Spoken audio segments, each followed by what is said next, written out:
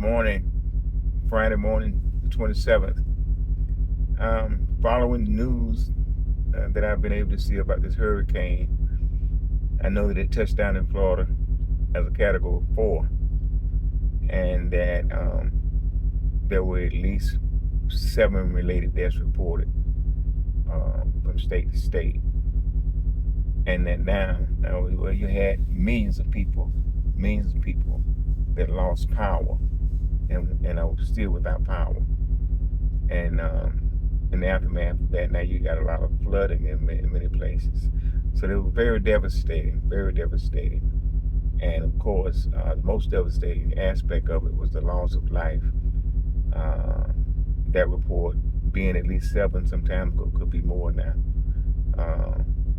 But the idea, my point, is to show concern and condolences, but also hope that, hey, and gratitude, gratitude for all of us who are still here, who didn't lose loved ones, who didn't suffer the most, drastic aspect of the storm,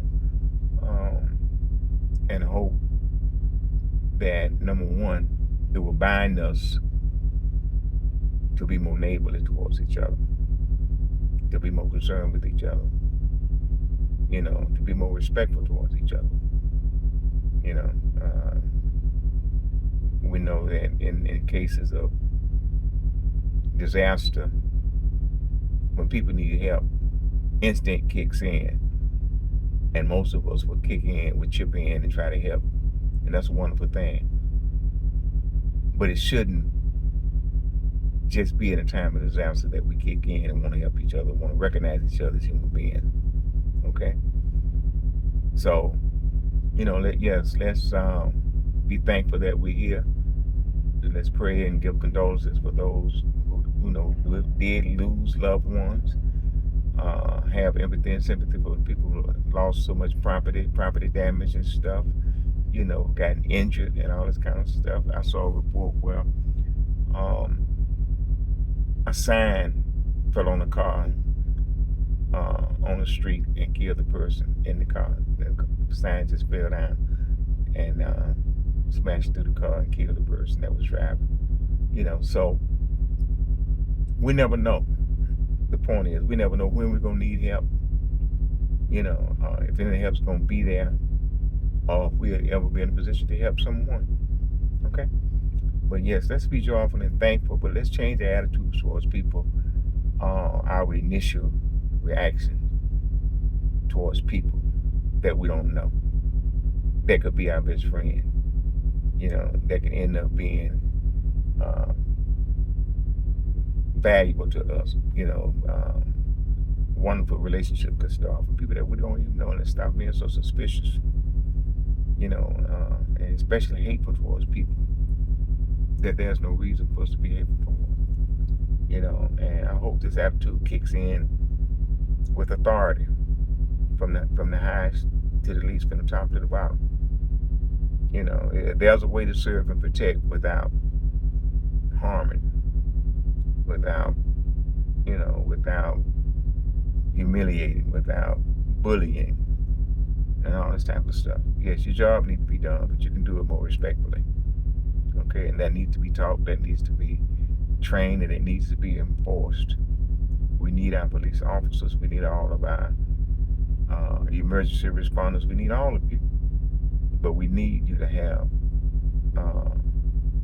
empathy and sympathy and respect and professionalism in the job that you do. We don't need you just picking people out for no reason and harassing people and treating some people like we don't deserve fair treatment. So, let this yet another disastrous event reflect on this and see how grateful, how thankful you should be that we're still here. But now let's look at our neighbor and say, I'm glad you're here too.